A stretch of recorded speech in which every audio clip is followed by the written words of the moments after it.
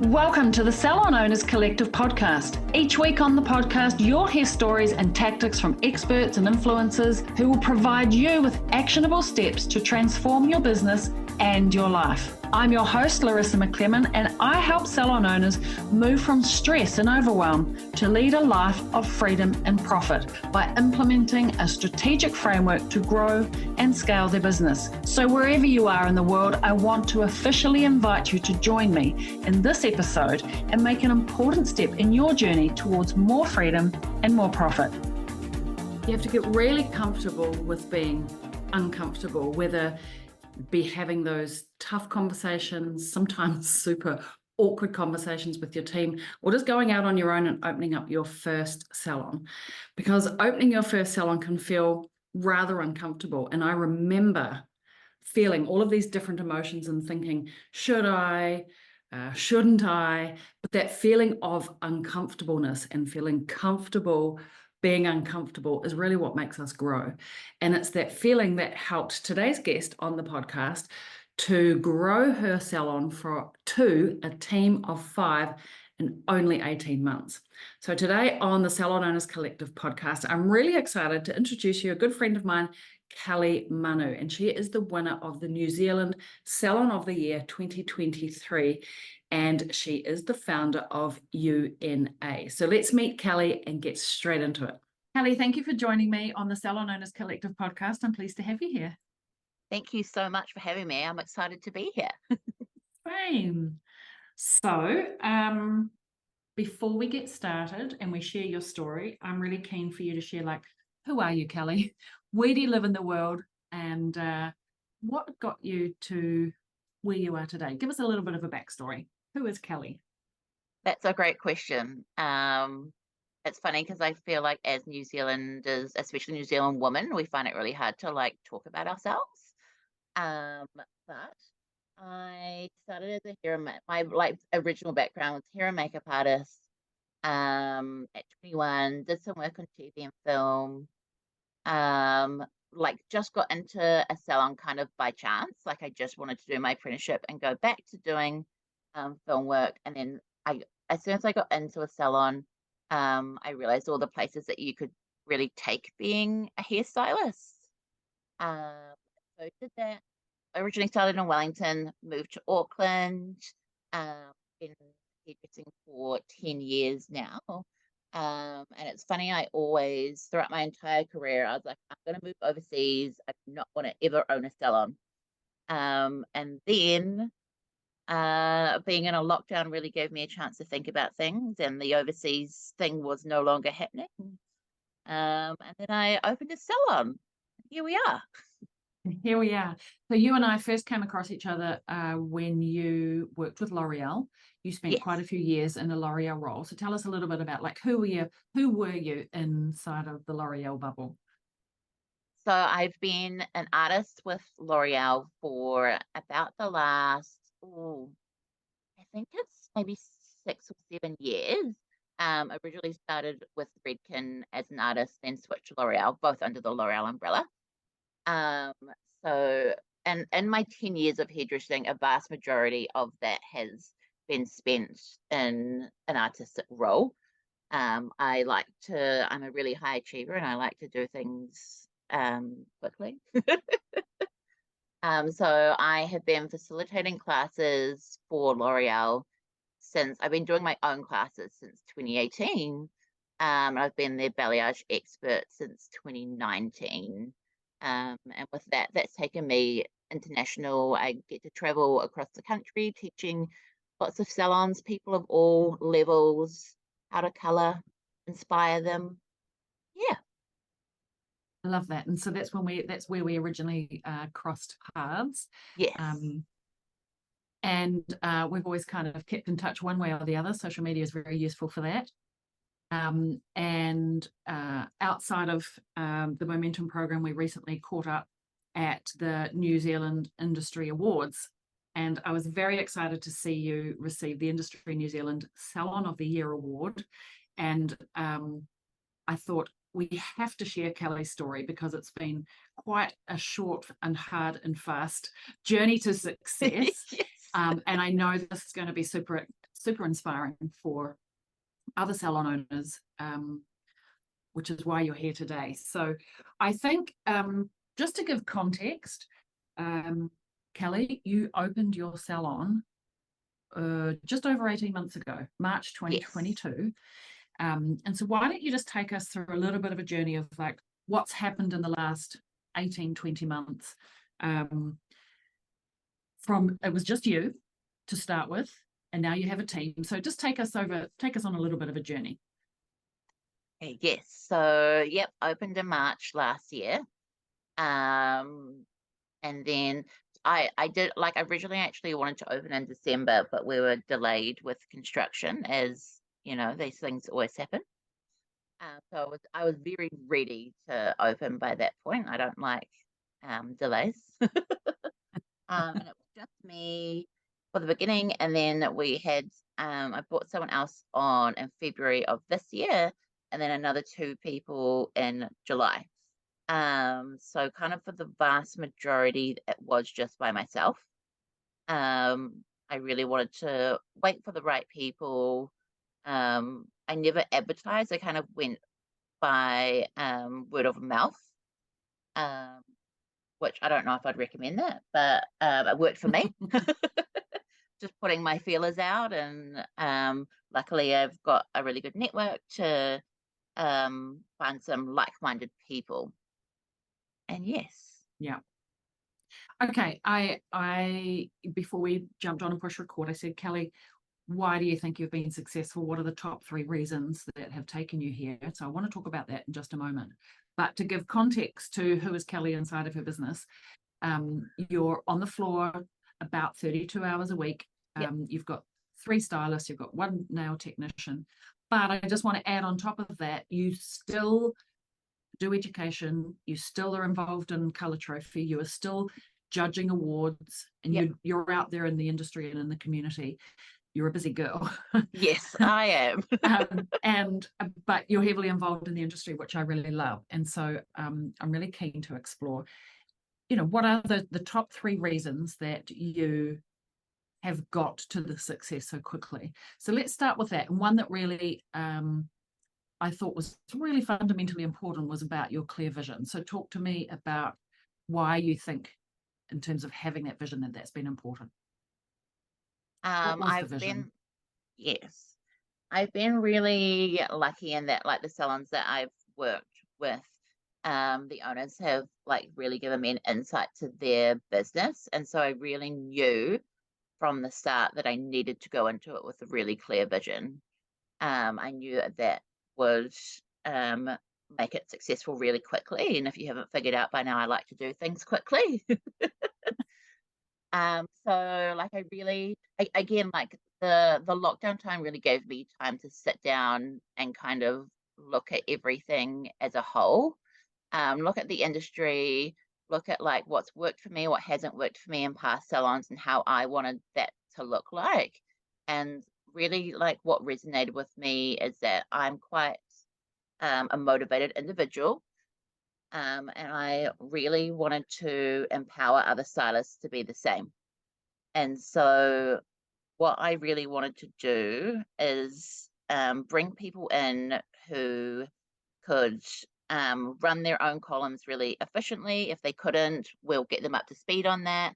I really wanted to empower them to have their own business inside my business, which again would make us all successful and set them up for whatever they wanted to do down the future, because that's how it happened with me, is that that's how I was set up, and then I was empowered to open a salon, even though like that had previously not been on my radar, but I actually did have the tools to do that.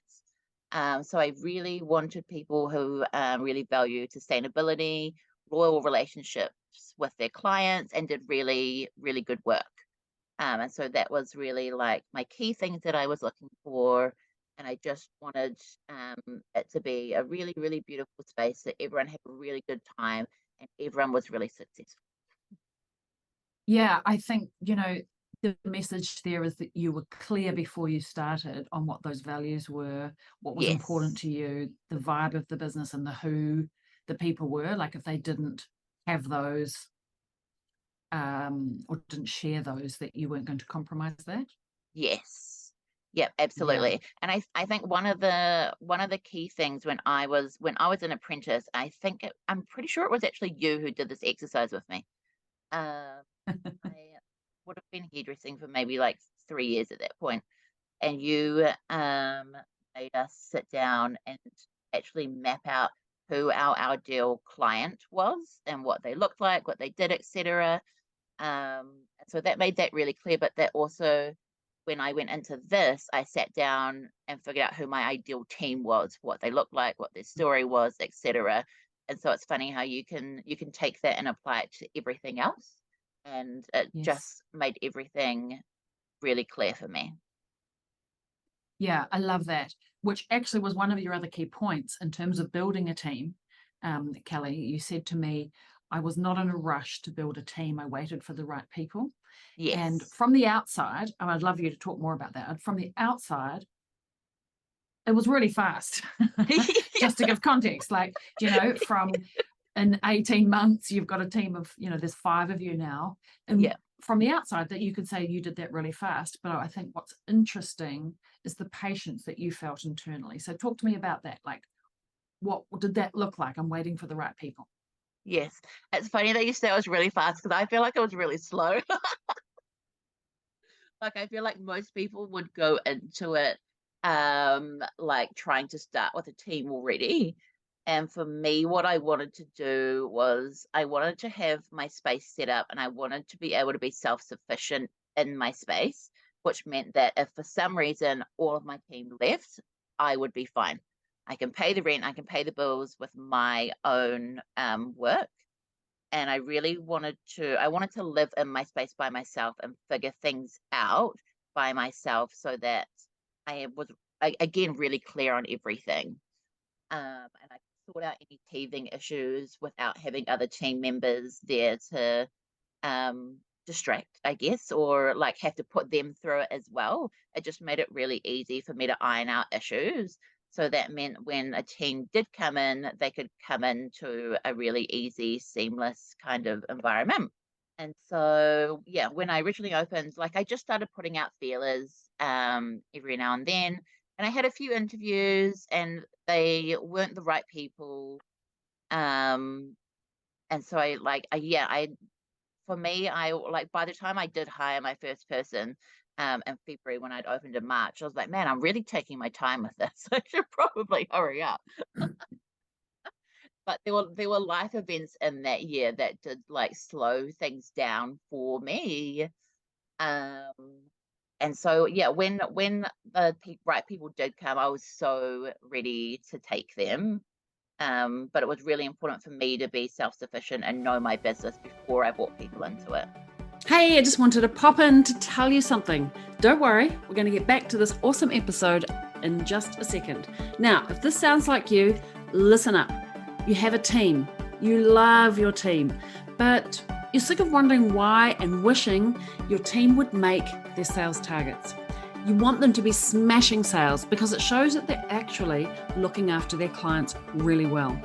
Like imagine if you could have a way to make more from the clients that you already have, increase sales without spending more on advertising. Well, it's totally possible and I want to help you. And I want to help you do it with ease, in a classy way. No hard and dirty sales tricks here. Ways to serve your clients, make more, because everybody wins. The team, the client, and of course, you, the business owner. Now, if you want to find out more, just DM me and let's chat. I'll make a plan for you. I'm also going to leave a link for you on the show notes of this episode. All right, let's get back to the episode. Yeah, and I commend you on the patience piece because I know working with a lot of salon owners, there's this internal, almost, the desperation is the wrong word, but it feels like that a little bit, like I must get team, I need to make ends meet. And so the challenge is that we take the wrong person. And I think that like I've got my ends are meeting, all the ducks are in a row, and if I don't take somebody, I'll be okay. It's a really nice, calm, peaceful place to live from, and that allows you to make good choices. And so I commend you on doing that because the wrong people in the team is distraction for everything. Yeah, absolutely. I want to come back to your team a little bit in a moment, but one of the other things that you said to me, Kelly, was I had loyal clients, and I had done the background work on how I wanted to serve them. So by the time you built and you brought the team, like, that was really clear. So talk to me about that, the client, your loyal clients, and how you turned that into essentially the way you do business, your brand. Talk to me about that. Yes. What'd that look like? What does that look like? I had really, really like always bent over backwards for a lot of my clients, just making sure that like they always felt special and looked after. My retention rate was always really high. I just like, my main thing of being a hairstylist is I just really love building connections with people. I love finding out more about them. I love finding our common ground. I feel really grateful that I'm able to like live through all of their life experiences with them, like birth, deaths, marriages, etc. It's a really special relationship to have. So building a special relationship with people that's my main thing as a hairstylist, and I think that's why I have such a loyal clientele, because I do have such special relationships with people. So that I knew with the clientele that I had that they would support me, and they would be like my little champions, who I'd like for a long time they had told me to open a salon. And to be honest, the reason why I did open one is because a client of mine, one of my longest clients actually, she's about the same age as me. She was also opening her own business, and she just planted a little seed and was like, "You should open one too. We should like open our businesses together." I love That's that. how it got me thinking. I was like, "Oh, yeah, because." And I'm lucky, like my background, the other salons that I've worked at, a lot of us have gone on to open their everyone's own salons, and so I've seen that it's achievable.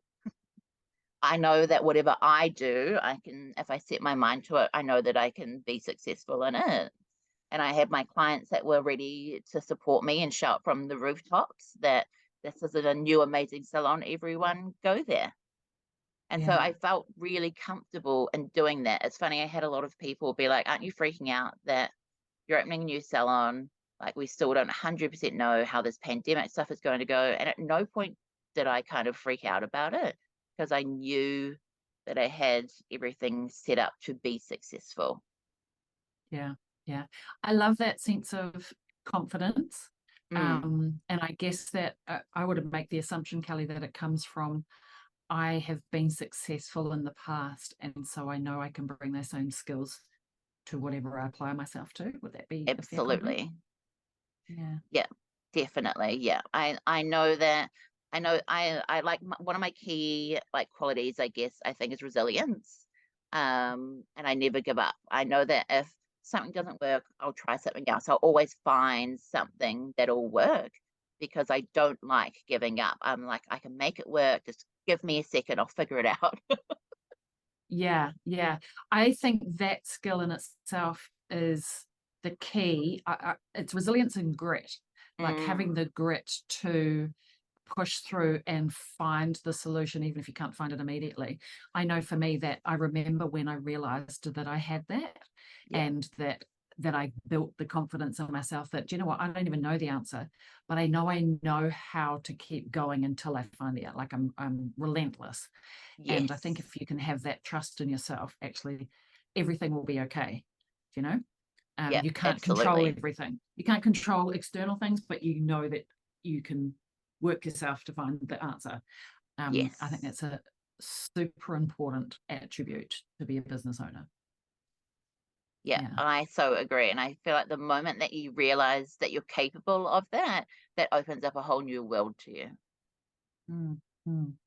One of the things that when we were talking before about, like I said to you, why do you think you won the award? And there was many reasons, some of which we've already talked about, but one of the things was, I'm going to choose the word dynamic, because, I think you're dynamic in the fact that you're,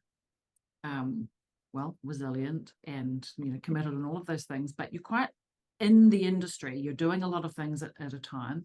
And I'm intrigued to hear about how do you bring that inside of the salon to your team, because you're doing, you're judging, you're doing color trophy, you're doing education, you're doing clients, you're now running a business, and you've got the team.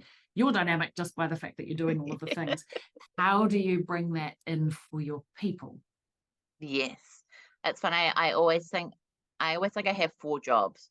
It's like number 1, salon owner. Number 2 is hairstylist on the floor. Number 3 is like all of my work, L'Oreal for facilitation and whatnot.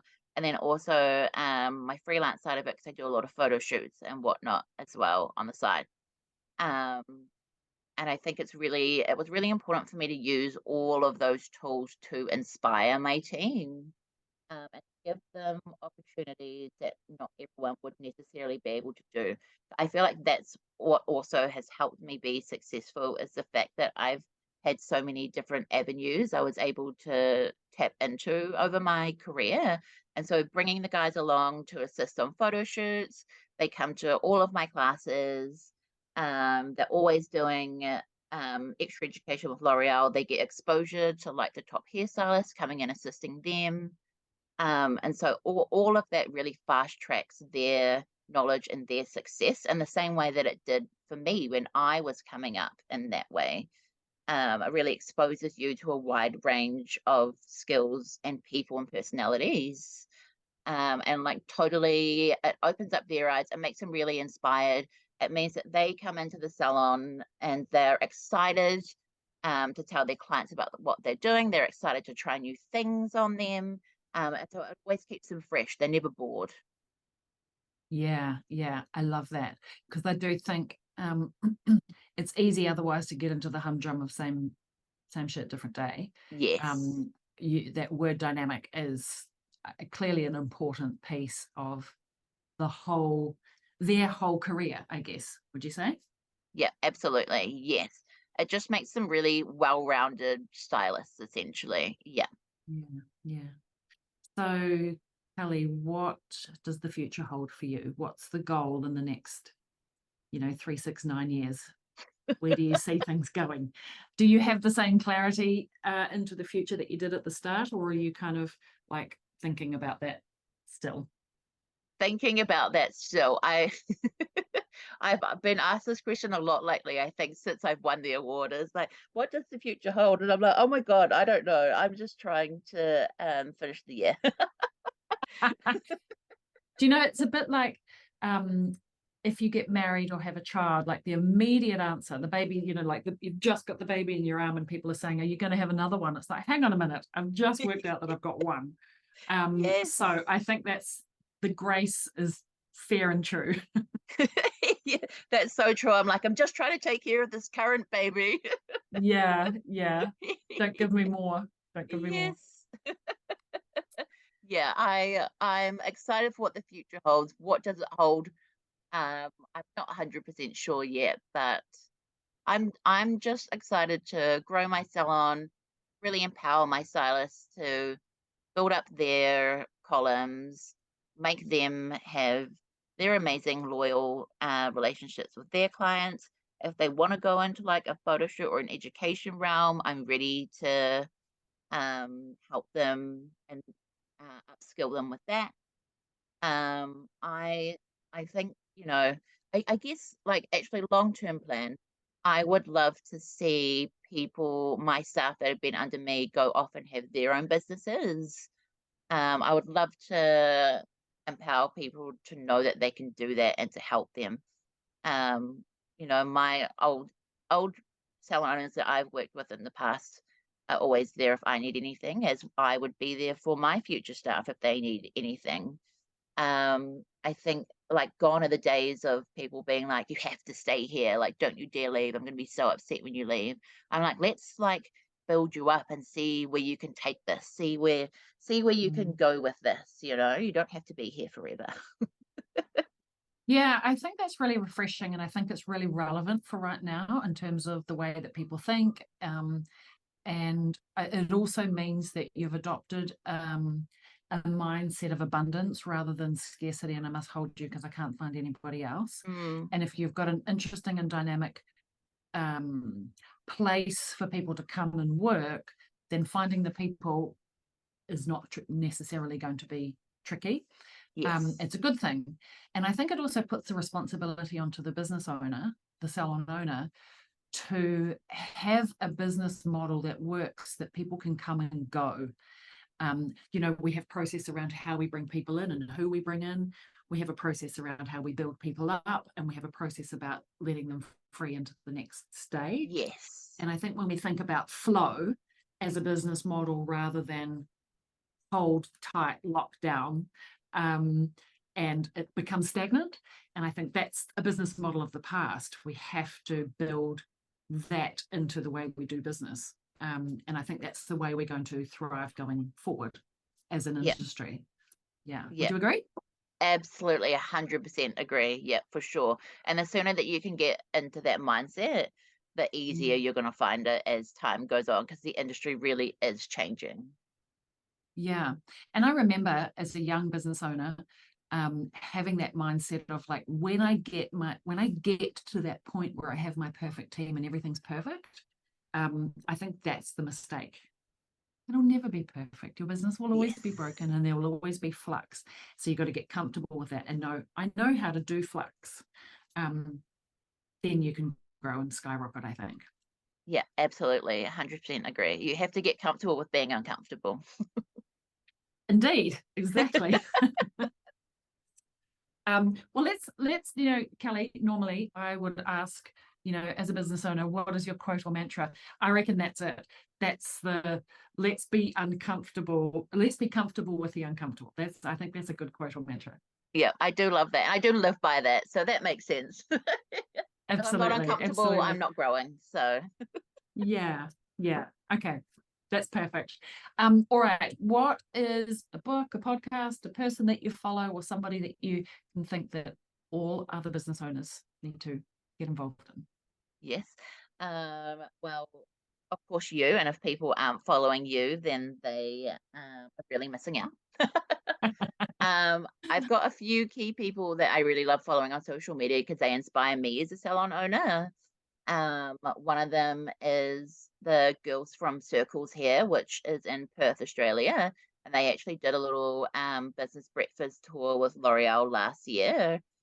They very much share the same values of how they like their business to run and whatnot. So I love following those guys. And then I also love Ash Croker, who is in Sydney. She has a salon by Ash, who coincidentally is also a L'Oreal artist. Her approach to business as well, I think, is really modern, and that's where the industry is heading. Those are my main people I love to follow. I really love to follow really powerful, confident salon business owners who are women. That's my thing. Yeah. I love that. I love that you've pointed out some salons. So I'll make sure the links to those salons are in the show notes of this episode, so you guys can follow along and check them out also. Kelly, you're such an inspiration. I've loved today, and I really appreciate that you are always giving back to the industry and now giving back your business story. So I know people are going to want to follow you. Where can we find you? What's your dub and your socials? So you can find me on Instagram. So my handle was Kelly Manu with an underscore at the end because someone stole Kelly Manu. Ruth. And then our salon Instagram is Una_AKL. And then our website is www.una-akl.com. We have had a new website in the works for the last couple of months that will hopefully launch in January. That will be amazing. So watch out for that because it's going to be beautiful. I love it. It's always a work in progress. Always a work in progress. Always, always a work in progress. Yes. Just remember, your business will always be broken, and that's okay. Exactly. Including websites. Amazing. I really appreciate you, Kelly. It's been a pleasure to talk to you today. Thank you so much. Thank you so much for having me. I'm so excited to be able to share a bit of my story and hopefully inspire some other people out there. And there we go. Thank you again so much, Kelly, for joining me on the podcast. I always love chatting to Kelly and seeing what are the new exciting things that she's getting up to, innovations inside of her business. And I mean, as we mentioned, she's very busy, and I think her ability to manage everything that she does and the confidence that she has to get comfortable with the uncomfortable will be, I think, really inspiring. And I know for you listening today will have loved that chat, especially what she said about empowering her own team to get out of their own way and one day start their own salon, which is very inspirational and forward thinking. So I would love to know, what did you think about today's episode? So in our free and profitable, successful salon owners Facebook group, which is where we like to hang out, I have linked all the show notes there, and let's come and chat. So one last thing, I've just opened 5 new spots into our Salon Mastery program. So if you're thinking 2024 is the year for you that you want to elevate your salon, well, that's our word for the year, elevate. And that means elevate our own performance, elevate the salon owners that we work with, and helping to elevate the industry. That's what we want to do in 2024. So if you want to come and play and be part of that, I have left the Apply Now button in the show notes of this episode. Click on that and book in a call. Let's have a chat and let's talk about what is working, what isn't working inside of your business, and let's make a really clear strategic game plan for you. Meantime, amazing. Loved today's episode. Ciao for now. Thanks for joining me on another episode of the podcast. Tune in every week as I reveal the latest insights and advice on what it takes to truly master your inner salon CEO and master your salon success. Subscribe to the Salon Owners Collective Podcast on iTunes or Spotify, or visit us online at www.salonownerscollective.com. But make sure to join me in my Facebook group for answers to common questions and much, much more. Thanks for listening, and I look forward to tuning in with you again next week.